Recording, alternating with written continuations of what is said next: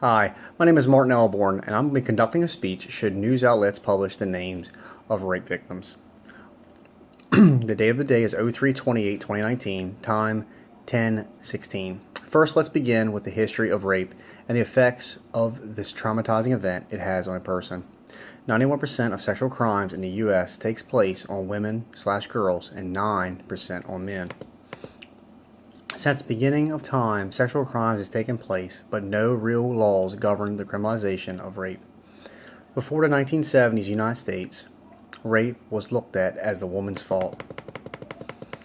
Men saw women that were raped as being a whore or throwing themselves at men, so they wanted sex. That was not the case.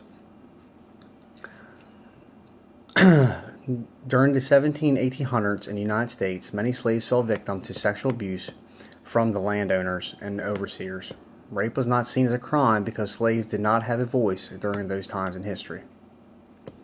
During the 20th century in the United States, many laws and advocacy groups were born for women's rights.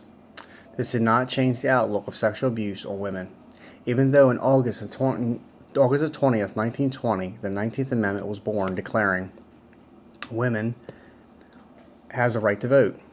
Women still did not have the right to stop spousal rape happening in their own home.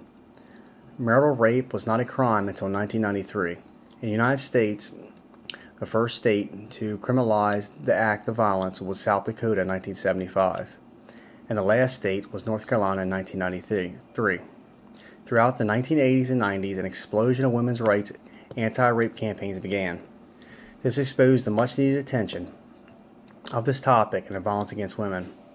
Many countries around the world still do not recognize rape as a crime, but they see it as a woman's fault. The effects that sexual abuse has on a person are astronomical, physically and especially psychologically. Many experts argue that once a person has been raped, their whole life is over. Federal courts during the 1977 trial of Georgia versus Coker stated life is over for the victim of the murderer. For the rape victim, life may not be nearly as happy as it was, but it is not over, and normally it is not beyond repair, which I beg to differ. In January of 1971, New York radical feminists held a rape speak out to bring awareness to this very frequent issue. Violent crime like rape go hand in hand with substance abuse. Many women that prostitute themselves use and abuse drugs to forget the sexual trauma. Most of the prostitutes stated they were raped or sexually molested during their childhood. In 2005, the Violence Against Women Act was established. This act ensured that all victims of sexual violence receive access to forensic examination free of charge.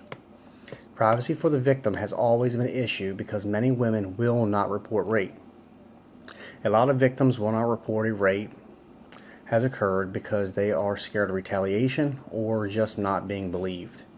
Studies have shown that rape victims feel like it's their fault for what happened, so they do not report it, because the victim does not want to be judged by others. This could destroy a person's reputation, business, social standing, and career. This is the very issue of the media reporting the name of a victim of a sexual crime. Many people argue that the name of the victim is no one's business and it violates their very constitutional rights. Majority of media will not report victims' names because it's very clear. Sexual crimes are very personal, traumatic, and stigmatized. The states of Florida, South Carolina, and Georgia have statutes against the media releasing the names of a sexual assault victim. I believe these statutes should be nationwide. We are seeing information travel faster and further because of the internet and social media. Media outlets go by a rating system, and what brings more attention to your show than violence? Sexual violence brings more attention because it's very degrading and it hits everyone in their core. The psychology behind sexual violence and reporting on sexual violence is very captivating by the general public because it's very personal to all of us. I truly believe that the utmost respect should be given to a victim of a sexual crime. I believe that everyone that experiences this horrific act of violence should report it immediately. No person deserves to be raped and then publicized after the traumatic event has happened. People need to respect others and their moral and ethical values. Today, we see many of the moral and ethical values being lost. Thank you, and have a nice night.